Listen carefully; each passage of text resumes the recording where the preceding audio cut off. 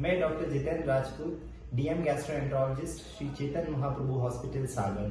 आज हम एक बहुत ही common topic GRD that is gastroesophageal reflux disease के बारे में डिस्कस करेंगे।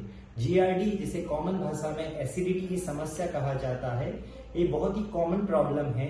क्यों होता है जीआरडी, क्या कारण है जीआरडी होने के, इसको जानने के लिए इसकी पैथोफिजियोलॉजी जानना बहुत जरूरी है। आहार नली में यदि स्टमक का एसिडिक कंटेंट्स आए तो वो आहार नली को डैमेज कर देता है। आहार नली जो है हमारी स्टमक में एक एंगल पे खुलती है और हमारे आहार नली के लोअर पोर्शन में एक वॉल्व होता है जिसको लोअर इसोफेजियल स्फिंक्टर बोलते हैं। अभी किसी कारणों से यदि ये लोअर इसोफेजियल स्फिंक्टर डैमेज हो जाए तो हमारे पेट का जो एसिडिक कंटेंट है वो आहार नली तक पहुंचने लगता है और जीआरडी की समस्या पैदा हो जाती है। इसके अलावा जो रिस्क फैक्टर्स होते हैं उसमें हॉट स्पाइसी फूड्स, चाय, कॉफी, कोल्ड ड्रिंक्स और अल्कोहल। प्रेगनेंसी और मोटापा, ये दो चीजें भी जीआरडी को बढ़ा सकती हैं। डायग्नोसिस, किस तरीके से हम जीआरडी को पहचानते हैं, जीआरडी का डायग्नोसिस करें। बेसिकली एक क्लिनिकल डायग्नोसिस होता है। जीआरडी के जो लक्षण होते हैं उसमें सबसे इंपॉर्टेंट है चेस्ट बर्न, इसके अलावा रिफ्लक्स, डकारे आना और रीगर्जिटेशन, खट्टा पानी या खाना मुंह के अंदर आना। अभी हम इसको कैसे, इसके क्या कॉम्प्लिकेशंस होते हैं, उसमें सबसे इंपॉर्टेंट है जीआरडी यदि कंट्रोल ना की जाए तो आगे चल के आहार नली में अल्सर्स का बनना, आहार नली का सिकुड़ना जिसे हम स्ट्रिक्चर कहते हैं, और रेयर केसेस में कैंसर्स में भी ये कन्वर्ट हो सकता है।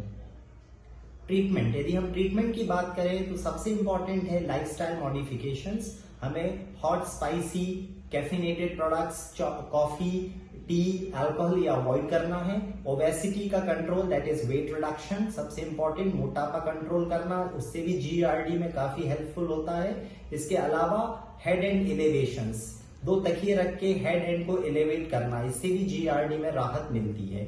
मेडिकल मैनेजमेंट की यदि हम बात करें तो सबसे इंपॉर्टेंट पीपीआई, जो हम सभी लोग over the counter medications use करते हैं जैसे ओमेप्राजोल, पेंटाप्राजोल, राबिप्राजोल्स। इसके अलावा जो कॉम्बिनेशंस आते हैं डोमपेरिडोन के साथ, इटोप्राइड के साथ एंड लिवोसल्प्राइड के साथ, depending on the patient symptoms, ये हम यूज कर सकते हैं। इसके अलावा इमीडिएट रिलीफ के लिए एंटासिड्स और राफ्ट फॉर्मेशंस होते हैं।